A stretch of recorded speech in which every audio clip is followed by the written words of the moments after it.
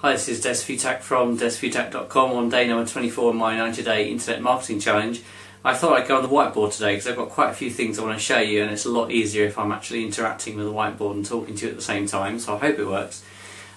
Today I want to talk to you about market research. Now, something that probably every company and every organisation's got their own unique angle on, and the angle that I'm going to show you is looking down based on a book that I'm reading at the moment called Tuned In. And this is a really interesting book because what it does is it suggests that in order for a company to be successful, what they need to do is build a sort of a series of layers that stack up on one another, and then finally you can then build a product around those different layers.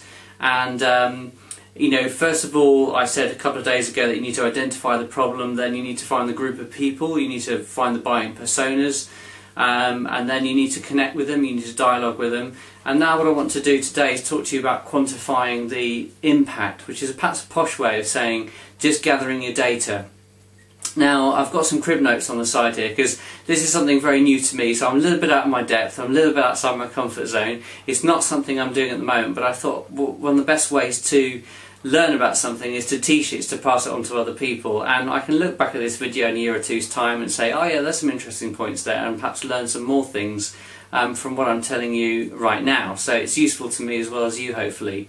And even though it's not within my experience, it's definitely within the experience of the authors of the book, who have a very successful marketing company based around the principles that they teach. So in that sense, it is actually useful knowledge. So if I look over on the side there occasionally, it's because I'm looking at my crib notes. The first thing I want to tell you about that the authors are really keen to stress is that there are three things, there's always tend to be three things, that there are three things which are very, very important in helping you assess whether or not the product or the service that your company is thinking of producing is actually going to be useful and therefore worth researching and then possibly creating.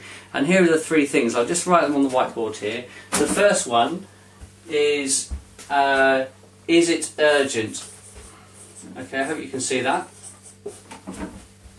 Is the product or the service something that people actually urgently need? So perhaps a good example taken from the book is people who buy tickets for pop concerts, for rock concerts.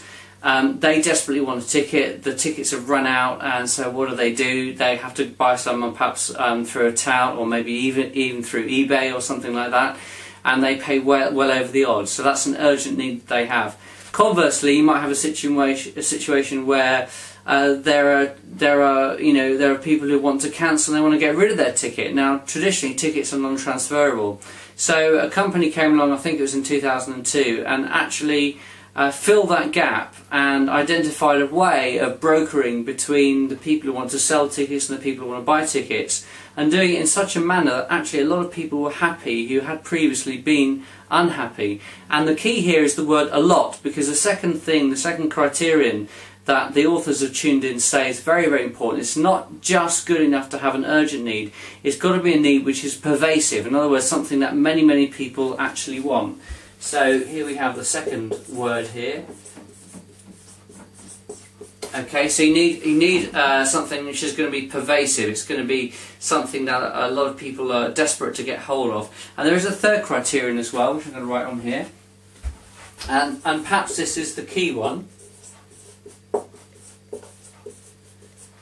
Are people actually going to be willing to pay money for this product or service? Yeah, it's all very well saying, you know, I want something and I need it, but unless the customer or potential client is going to pay money for it, then at the end of the day, you know, perhaps it's not something that's worth pursuing.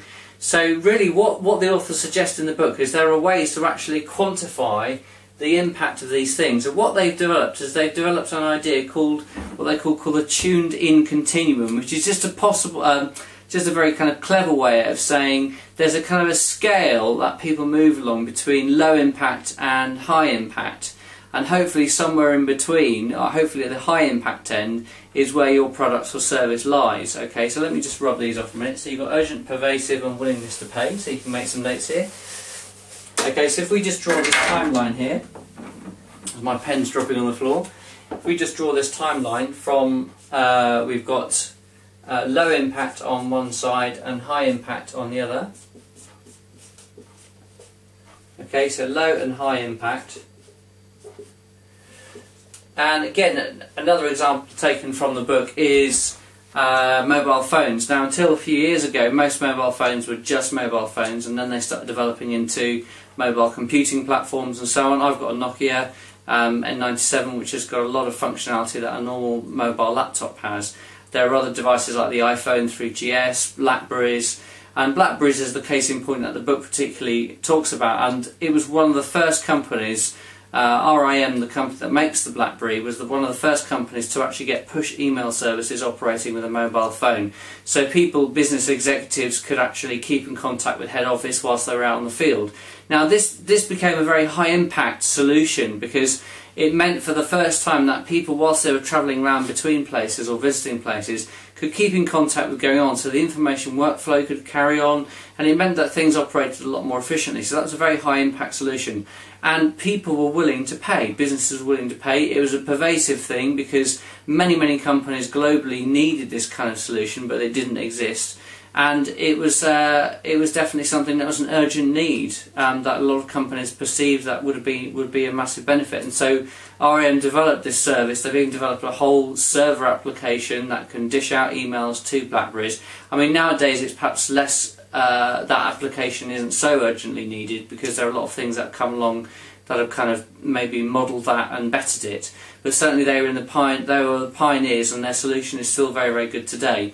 Now, just one little aside here is Tuned In, the book, suggests that it's very important if you're developing or researching a product or service is that you actually interview people and you ask people, because once you start doing that, then you get a real sense of whether or not this thing is low impact or high impact. And in fact, what they suggest you do is that you go and approach people and you say, look, here's a prototype solution that we've come up with based on some research that we're doing.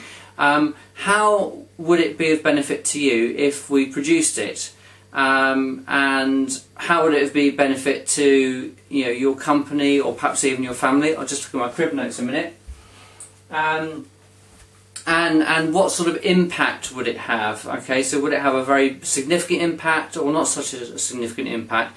And then they actually get the client or the potential client or the person that they're interviewing to sort of put their finger roughly where they think on the continuum scale here, the tuned in continuum, they think that product's going to lie. And obviously the great thing about this is that you can do this with large numbers of people. You can use various methods, and just have a look at the time here. 2 minutes to go. So in the last couple of minutes of this video, I just want to quickly show you the methods that you can gather the data, and the key here is large numbers of people, large data sets, and there are about 4 or 5 distinct ways you can do that. You can get publicly available data. Okay, so you can get information that is publicly available, perhaps government information. That's one important area.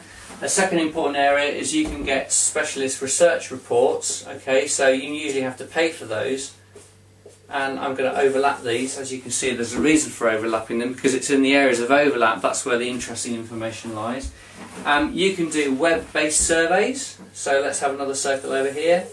So web-based surveys, which is probably, for those of us who are internet marketers, that's probably the primary way that we're going to do this. But there's something else which is very significant.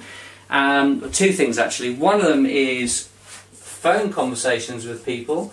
So perhaps the company that I represent, we actually do phone conversations. People can submit their phones to an optional lecturer. They get contacted by the call centre, and there's a dialogue that goes on.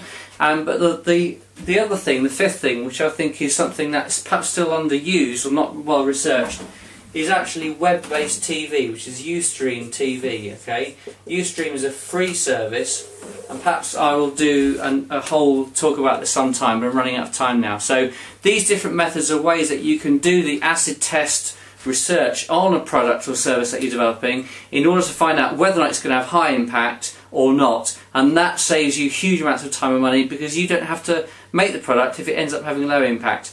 I'd like to say more about this, but obviously I need to stop now. But if you want to find out more information, just click on the link below, and we'll have a chat more on Facebook or Twitter. Okay, take care, bye for now.